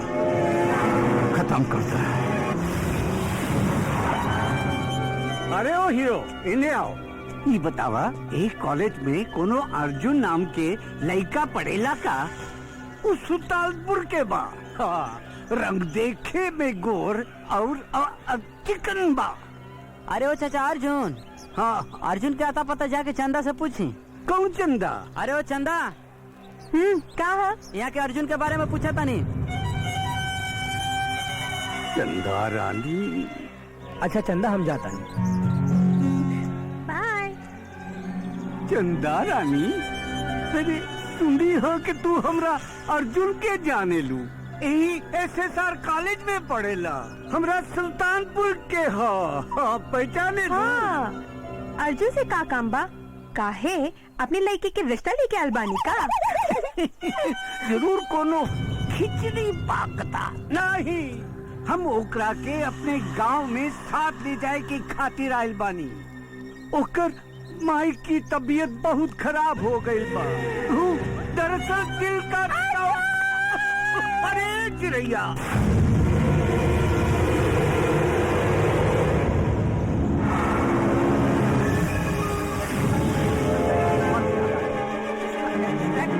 मेडिसिन यूज करते हैं, इसके घाव पे भरने की बहुत ज्यादा समस्या जाती है। अरे का बोल चिल्ला का अर्जुन जल्दी चला, तार माई के दिल के दौरा पड़ल बा, और दिल के दौरे पड़े से मौत नहीं थे भाई। अरे यही बात तो हम कह के रही छोकरी से, बाकी पूरा बात सुने बगैर ही फुट से भाग गई चिड़ैया। अर्जुन हम सोचली तो हार माई। ई तो उहे लइकवा बा। ए हरामी के हम बहुत पहले से खोजत रहली।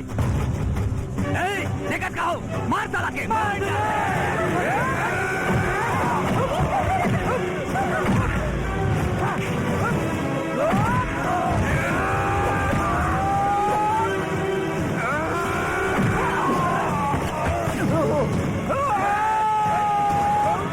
अरे बकरी की माई कब तक खैर बनाई? वाह राजा जी वाह। अरे देखो तो, औकात बित्ते भर की और अक्ल 3 गज की हो। जमींदार के हवेली में पोंछ हिलावे वाला कुत्ता औकात के बात मत कर, कहे कि तोहनी के जिंदगी के अब उल्टा गिनती शुरू हो चुकल बा। अरे चुप, तोरा की गिनती तो आज हम बताए।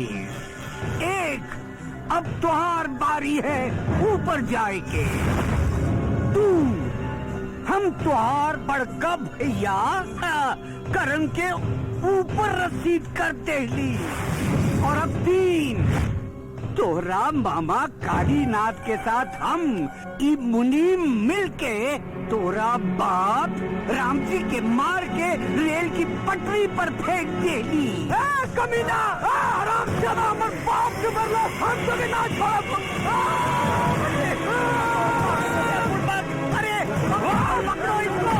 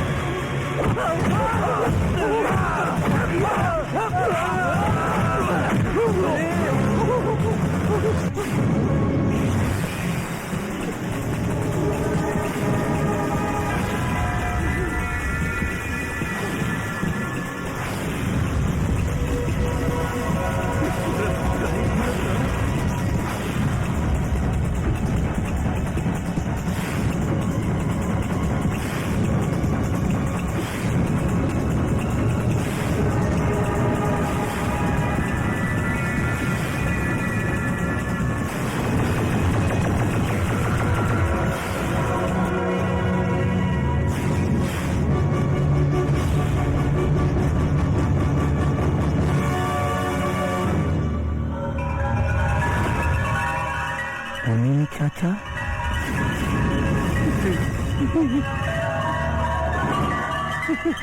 बबुआ का दिक्कत और बेटा?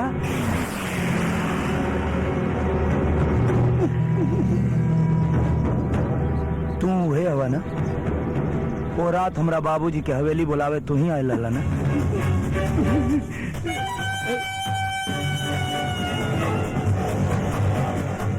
हमके बेमौत मरे खातिर रेल के पटरी पे फेंक देले रहा लोग।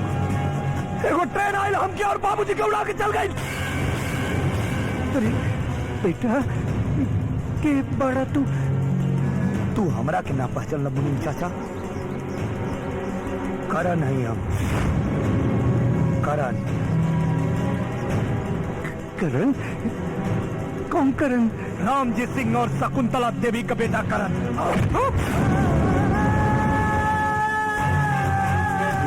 सुल्तानपुर के जमींदार सूरजभान सिंह का नाती करण।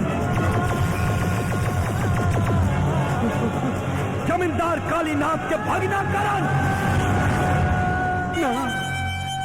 तू करण नहीं हो सकत। करण की छाती पे तो त्रिशूल के निशान रहे।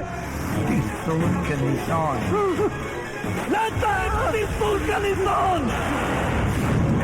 देख त्रिशूल का निशान और पहचान, हम वह करण है जेकरे बाप के तू लोग रेल के पटरी पर मरे खातिर छोड़ दे ले रहा। पहचान मुनीम चाचा, पहचान मुनीम चाचा।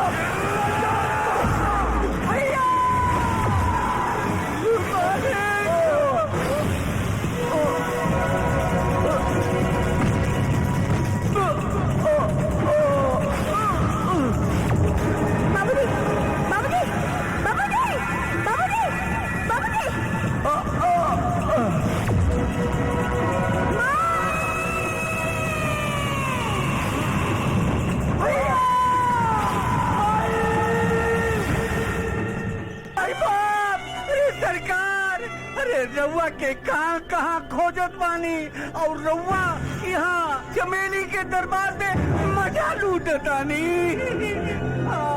मुनीम काय रोत बाड़ा? राउर छुटका भगीना अर्जुन के मारे खातिर हम शहर गए नहीं रउआ कहे पर, तो वहाँ राउर बड़का भगीना करण हमने लोग के पिटाई कर देलस। हाँ करण के मरल तो 20 साल बीत चुकल बा ना मालिक ना, करण जिंदा बा। हमने ओकरा के शहर में ये आँख से देख के आयल बानी। राउर दोनों भगीना करण और अर्जुन यहाँ सुल्तानपुर में आ सकत पड़े रउआ से बदला लेवे खातिर। ए बुढ़वा, करण अर्जुन के कदम ये सुल्तानपुर के जमीन पे पड़ते ही हमरा के पता चले के चाहिए। हम देखे के चाहतानी के अर्जुन के साथ आने वाला हमार भगीना करण है कि कौनो रुपया।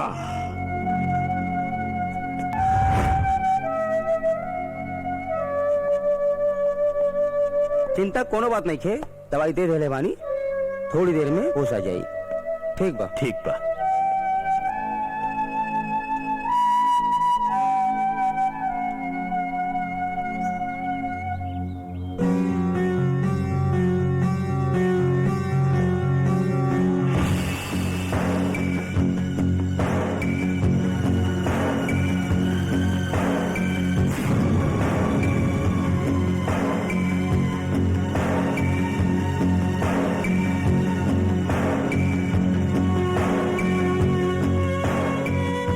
चाचा, विजय के बारे में हम कुछ जानल चाहता नहीं। का जान चाहता? विजय कहते रहे कि ओकर नाम करण है, जौन हमार भी बड़ भाई के नाम करण रहे। विजय के छाती पे त्रिशूल के निशान बा, जौन हमरो बड़ भाई के छाती पे त्रिशूल के निशान रहे। विजय के बा चाचा? आखिर वो सब बात विजय के कैसे पता, जौन बात सुल्तानपुर के करण के जीवन में घटल रहे? सुल्तानपुर आज से 20 बरस पहले विजय के माई के 7 महीना से पांव भारी रहे। हम ओकरा के लेके सुल्तानपुर के शिव मंदिर में मनौती पूरा करे खातिर गए रही। पूजा खत्म करे के बाद वही रात हम कार से वापस लौटत रही कि रास्ते में एगो औरत हमरा के हाथ देला। भैया हमार लड़का के बचा ला भैया, हमार लड़का घायल हो गए। का भाई का भाई? अब गाड़ी में बैठ जा। चला अस्पताल ले। ये सब कैसे भइल बा? हाँ? रेलवे ट्रैक पे हमार करण के बाबूजी और हमार करण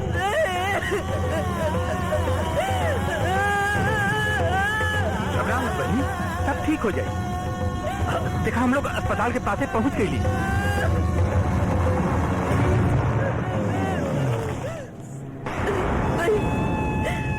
लड़का के सामान अभी डॉक्टर के बुला के।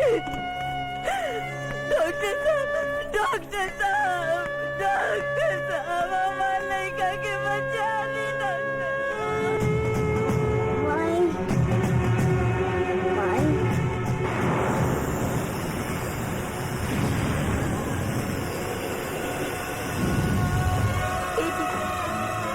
लागत अब बच्चा ना रहल।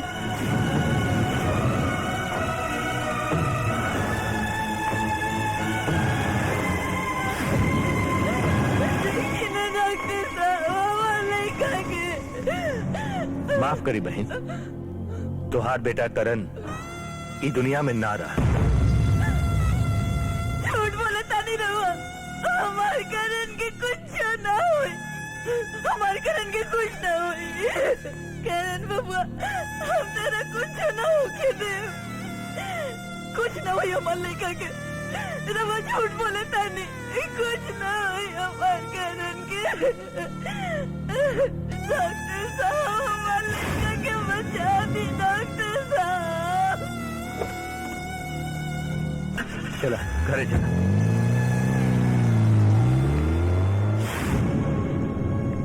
सुल्तानपुर गांव से हम वही रात शहर वापस आ गए। कुछ दिन बाद जब विजय के जन्म भइल तो ओकरे सीना पे त्रिशूल का निशान देखकर हम चौंक गई। वही तरह का निशान हम तोरे भाई करण के सीना पर देखले रही।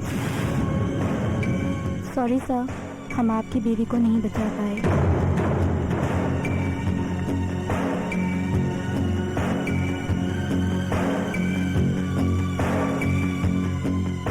धीरे धीरे विजय बड़ हो गई और जब वो 14 साल का भइल, एक दिन देर रात तक विजय पढ़ाई करत रहा। विजय बेटा, अरे खाना वाना खइबा? विजय बेटा चला खाना खा ला। ए विजय बेटा। हम ओकरा के विजय कह के आवाज दिली, बाकी वो ना सुनलस। और जब हम ओकरा के करण कह के पुकार ली, करण,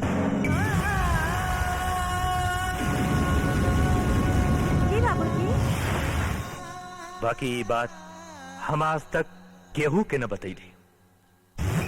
एक बार तो जी में आयल कि सुल्तानपुर गांव जाके करण के माई से मिल के सब कुछ बता दी, पर हम कर न पहले। पर हमार दिल न मानल, काहे कि विजय के माई के मरे के बाद ये दुनिया में एगो विजय ही हमरे जिए का सहारा रह गए रहल।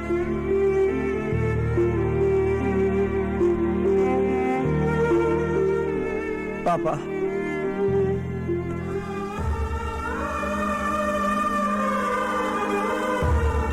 हमके सुल्तानपुर जाए के पड़ी पापा। नहीं बेटा, तू हमरा के छोड़ के कहीं नहीं जाइबा। ना पापा ना, हमके सब कुछ साफ साफ दिखाई दे रहा बा पापा। हमके मत रोका पापा, हमके जाए दा। हमार माई हमारी इंतजार कर रहा बिया। अर्जुन, तू सुल्तानपुर के हवे ना, हमार माई वही जे बिया और हमारे इंतजार कर रहा बिया। अगर आज हम ना जाए तो लोग हमारा माई के मार दी। हमके जाए के पड़ी, हमके जाए ना लोग, हमके जाए ना लोग। दोस्त, तू चल हमारे साथ। बारे करण भैया, माई तो याद आ गई, बाकी वही कोख से जन्मल अपन छोट भाई के ना पहचानला भैया। हाँ करण भैया, हम वही माई के कोख से जन्मल अर्जुन नहीं भैया, अर्जुन नहीं।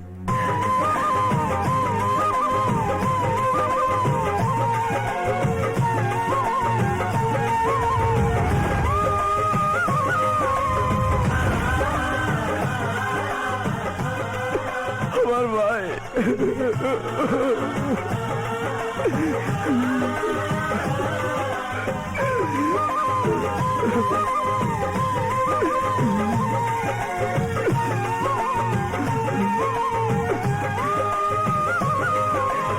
अर्जुन, चल अर्जुन, अपना गावे चल जा भाई, चल। अब की सुल्तानपुर के कड़कड़ से जब बगावत के आंधी चली तही दुनिया देखी जुर्म के पुजारियन के सत्यानाश करे के भाई। चल चल अर्जुन।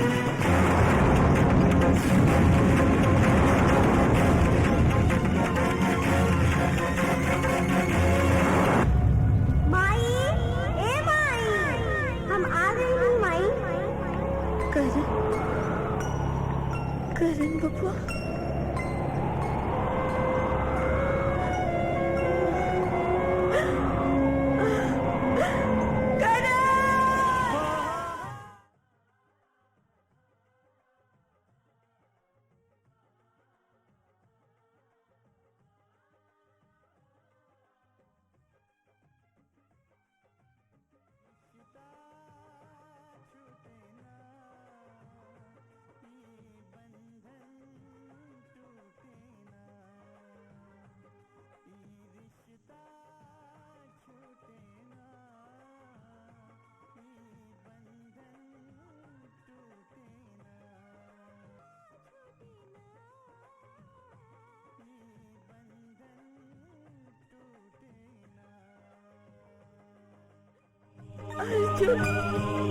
माई, करण भैया,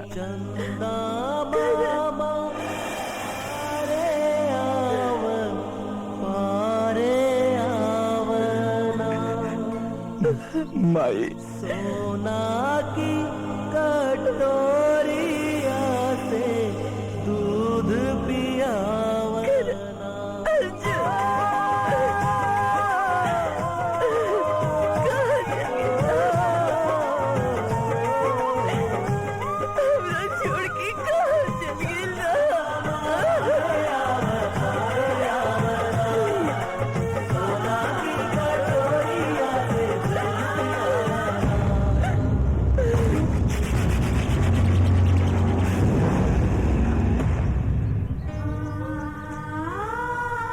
बहन, हमरा के पहचाननी? रहुआ आज से 20 साल पहले भगवान तोहरा से तोहार लाल छीन ले रहलन, पर एक माँ के ममता के आगे भगवान भी हार गईला। तोहरे दूध का कर्ज चुकावे खातिर तोहार उहे बेटा हमरा घरे में विजय बन के जन्म ले लेलस। माई तू चिंता मत करा, अब तोहार और बाबूजी के हर सपना पूरा हुई। हाँ माई, तोहार तपस्या सफल हो गई माई। उ पापी जो हमारे परिवार पे इतना अत्याचार कैलस, जे तोहरे ऊपर इतना अत्याचार कैलस, भगवान के सामने महाशिवरात्रि के ओ पापी के अंत हुई माई, ओ पापी के अंत हुई। अरे बाप रे, तू एक दुई ना सरकार, अरे माई बाप, अरे राउर दोनों भगिना गांव में वापस आ चुकल बाड़े।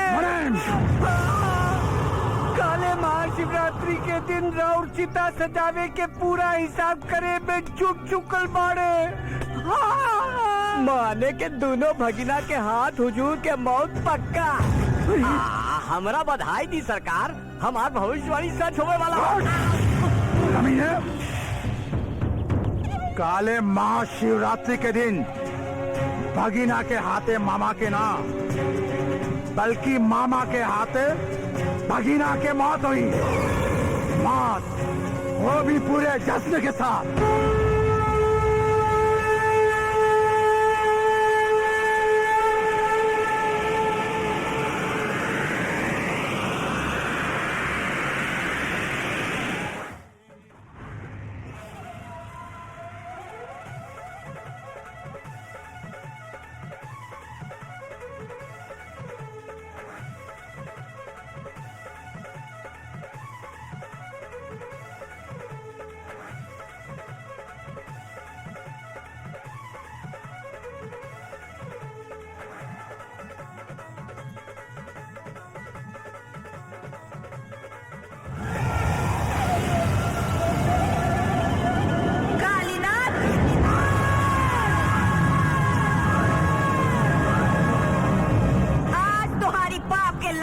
जरावे के वक्त आ चुकल बा और ई लंका जरावे के काम हमार दोनों बेटा करण और अर्जुन करी है।